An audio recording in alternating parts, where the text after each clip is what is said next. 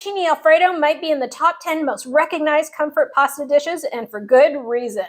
Fettuccine chicken Alfredo is such a comfort dish, and it's such a favorite of mine. I went to a local restaurant to order it recently, and they're super busy. And then this is what I got. It is a North American dish. It's not native to Italy, but it is such a comfort dish. And then I got this. To say I was disappointed would be an understatement. I know that chicken's gone up in price, but are these little cubes of chicken supposed to be the chicken part of this dish? This is not satisfactory. Because I was completely unsatisfied with the dish that we got at the restaurant, we decided to make our own. And this dish is going to cost you less than $3. More importantly, there's so much more chicken, so much more flavor. Let's get started. Let's jump right into this recipe by putting the water on the stove and putting a generous amount of salt into it to season it. Part of the reason that we're putting so much salt is there's so much water, so your pasta is not going to absorb all of that salt, just a little bit of that. The rest of it's going to remain in the water. We're going to start by adding salt and pepper to the chicken thighs that I've already cut into bite-sized pieces. We don't want the long strands because when you're eating fettuccine, you want a bite-sized mouthful, not big pieces of chicken that you have to cut using a knife. So I'm generously salting and putting pepper into the chicken. We're going to sear this off in a little bit of butter and then put it aside. Start by adding neutral oil, about 2 tablespoons, into your fry pan.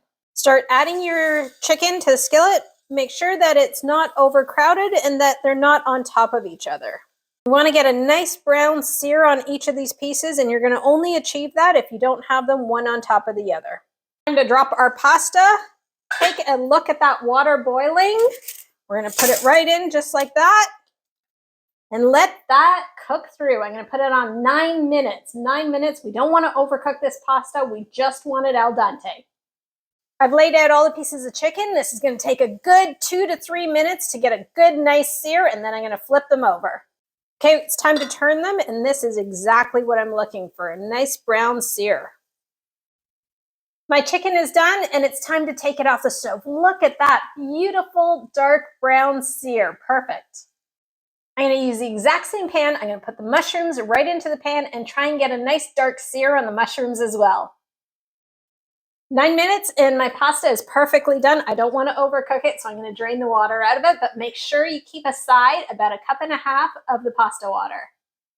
You bring out so much more flavor in the mushrooms when you saute them in a little bit of butter and or vegetable oil. Look at that. Don't they look delicious, nice and brown? Now that our mushrooms are done, it's time to work on our sauce. Let's start by putting the butter into the saute pan, let that melt, and we're going to put the garlic and the onions right in. I'm going to put the butter right into the saute pan, and I'm not going to put the other ingredients in until the butter is quite melted. Now that my butter is completely melted, it's time to put my finely diced onions right into that, and I'm going to cook them through and through. Add your finely chopped garlic straight into the same mix. While my onions are sauteing, I'm going to start grating my Parmesan cheese. As you can see, 1.5 cups is going to take me a few minutes. Onions are clearly done because you can see through the onions. They're translucent, so it's time to add the cream. So I'm reducing the temperature to medium, and I'm adding the cream in. It's not full cream, it's half and half, and in it goes. Perfect.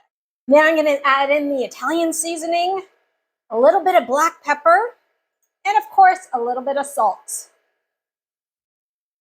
We're going to get that melting and warm it all up, and the cream is going to thicken up the sauce. When you can see the bottom of the pan and the sauce is thickened up, it's time for the cheese to go right in.